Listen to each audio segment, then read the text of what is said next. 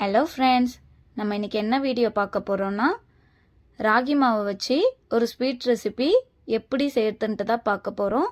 10 நிமிஷத்தில் டக்குன்னு வாயில் கரையிற மாதிரி ஒரு ஸ்வீட் ரெசிபி எப்படி செய்யறதுன்ட்டு வீடியோக்குள்ளே போய் பார்க்கலாம். அடுப்பை பற்ற வச்சுட்டு ஒரு கடாயை வச்சிடலாம். 1/2 டேபிள் ஸ்பூன் போல் நெய்யை ஆட் பண்ணிக்கலாம்.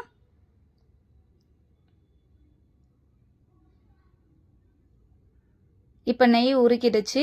1/4 கப் போல் ரவை எடுத்து வச்சுருக்கேன். ரவையை ஆட் பண்ணிக்கலாம். இப்போ ரவை ஆட் பண்ணியாச்சு. நல்லா மிக்ஸ் பண்ணி விட்டுக்கலாம்.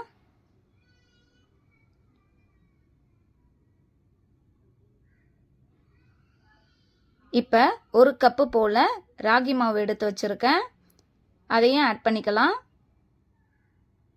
1 கப்பு ராகி மாவு, 1/4 கப்பு போல் ரவை, இதை நல்லா ஆட் பண்ணிவிட்டு ஒரு 5 மினிட்ஸ் போல் நல்லா வறுத்து எடுத்துக்கலாம்.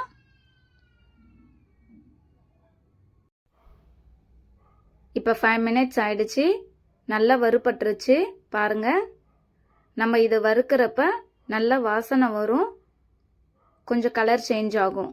இப்போ 5 மினிட்ஸ் ஆயிடுச்சு. அடுப்பை ஆஃப் பண்ணிவிட்டு ஓரம் வச்சுக்கலாம். இப்போ ஒரு பாத்திரம் வச்சுருக்கேன். 1/2 கப்பு போல் வெல்லத்தை ஆட் பண்ணிக்கிறேன். 1/2 கப்பு வெல்லத்துக்கு 1/2 கப்பு தண்ணி ஆட் பண்ணிக்கலாம்.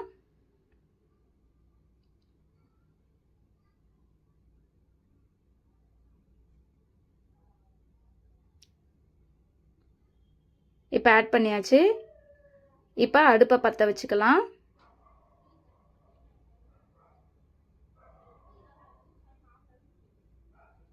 இப்போ இந்த வெல்லத்தை நல்லா மிக்ஸ் பண்ணிக்கலாம்.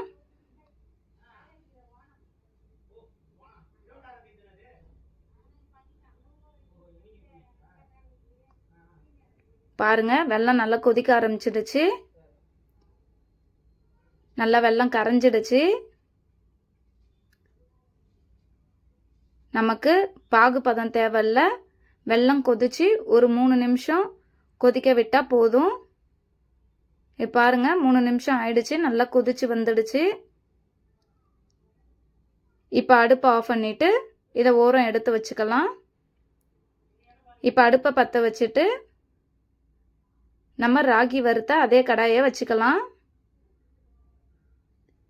இப்போ கரைச்சி வச்சிருக்க வெல்லத்தை நம்ம ஃபில்டர் பண்ணி எடுத்துக்கலாம்.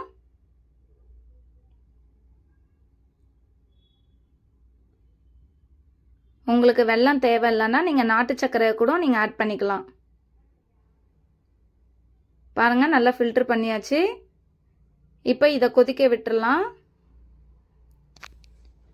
கொதிக்க ஆரம்பிச்சிடுச்சு. இந்த டைமில் ஒரு ஏலக்காய் போல் ஆட் பண்ணிக்கலாம். உங்ககிட்ட ஏலக்காய் பவுடர் இருந்தால் கூட ஆட் பண்ணிக்கலாம். நான் ஏலக்காய் ஆட் பண்ணியிருக்கேன். இப்போ நம்ம வறுத்து வச்சிருக்க அந்த ராகி மாவை இது கூட ஆட் பண்ணிக்கலாம்.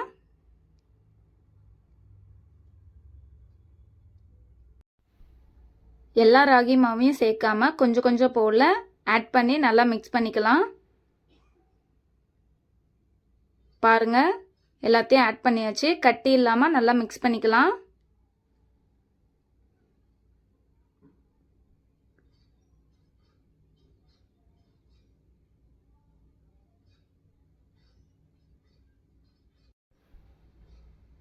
இப்போ 1 ஸ்பூன் போல் நெய்யை ஆட் பண்ணிக்கலாம். இப்போ நல்லா கலந்து விட்டுருங்க.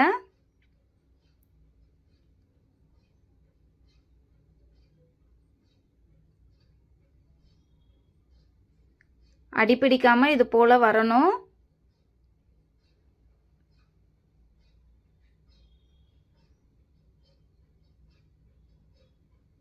இப்போ இன்னும் ஒரு 1/2 ஸ்பூன் போல் நெய் ஆட் பண்ணிக்கலாம்.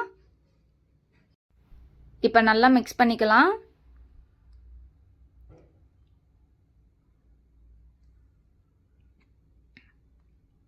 பாருங்க, கடாயில் ஒட்டாமல் வருது. இது கரெக்டான பதம். இப்போ அடுப்பை ஆஃப் பண்ணிட்டேன். இப்போ ஒரு பிளேட் எடுத்து வச்சுருக்கேன். அதில் கொஞ்சம் போல் நெய் ஆட் பண்ணியிருக்கேன். நல்லா இந்த பிளேட் ஃபுல்லாக நல்லா தடவி எடுத்திருக்கேன். உங்களுக்கு பவுலில் வேணா கூட நீங்கள் சேர்த்துக்கலாம். இப்போ செஞ்சு வச்சுருக்கேன் இந்த ஸ்வீட்டை இந்த பிளேட்டில் நான் மாற்றிக்கிறேன்.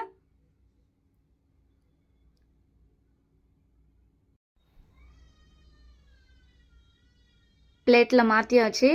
இப்போ நமக்கு எந்த ஷேப்பில் கட் பண்ண போகிறோமோ அதுக்கேற்ற மாதிரி நம்ம பிளேட்டில் மாற்றிக்கலாம்.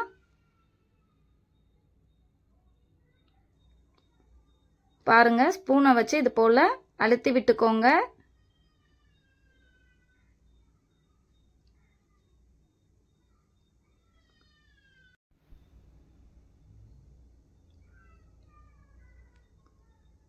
ஸ்பூனில் பின் சைடு நெய் தடவி இது போல் ப்ரெஸ் பண்ணி விட்டுக்கோங்க. ஸ்பூனில் ஒட்டாமல் வரும்.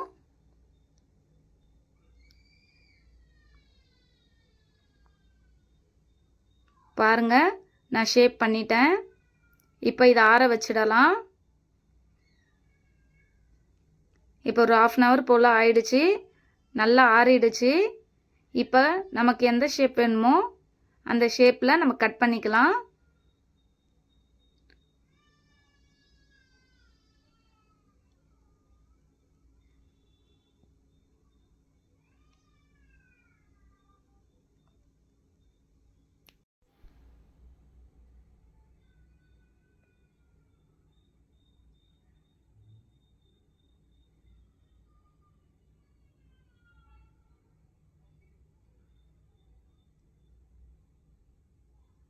பாருங்க, கட் பண்ணியிருக்கேன். இது போல் எல்லாத்தையும் கட் பண்ணி எடுத்துக்கலாம். நான் எல்லாம் இது போல் பீஸ் போட்டு எடுத்துகிட்டு வந்துட்டேன். பாருங்கள், பார்க்கவே எவ்வளோ சூப்பராக இருக்குது பாருங்கள். இது கூட நமக்கு பாதாம் முந்திரி வேணும்னா நம்ம ஆட் பண்ணிக்கலாம். நான் கொஞ்சம் போல் பாதாமை கட் பண்ணி இது மேலே ஆட் பண்ணிக்கிறேன். வேணும்னா சேர்த்துக்கோங்க, வேணான்னா விட்டுறலாம். பாருங்கள், எவ்வளோ சூப்பராக இருக்குது. இதோட டேஸ்ட்டும் சூப்பராக இருக்கும். 10 நிமிஷத்தில் டக்குன்னு இந்த ஸ்வீட்டை ரெடி பண்ணிடலாம். இதை நமக்கு ஸ்நாக்ஸுக்கும் கொடுக்கலாம், இல்லை குழந்தைங்களுக்கு ஈவினிங்க்கு ஸ்நாக்ஸாகவும் கொடுக்கலாம். இது பெரியவங்க எல்லாருமே சாப்பிட்லாம். ரொம்ப ஹெல்த்தியான ஸ்நாக்ஸ் ரெசிபி. கண்டிப்பாக இதை வீட்டில் ட்ரை பண்ணி பாருங்கள். உங்களுக்கு இந்த வீடியோ பிடிச்சிருந்துச்சுன்னா லைக் பண்ணுங்கள், ஷேர் பண்ணுங்கள், கமெண்ட் பண்ணுங்கள். மறக்காமல் நம்ம சேனலை சப்ஸ்கிரைப் பண்ணிக்கோங்க. பாய்.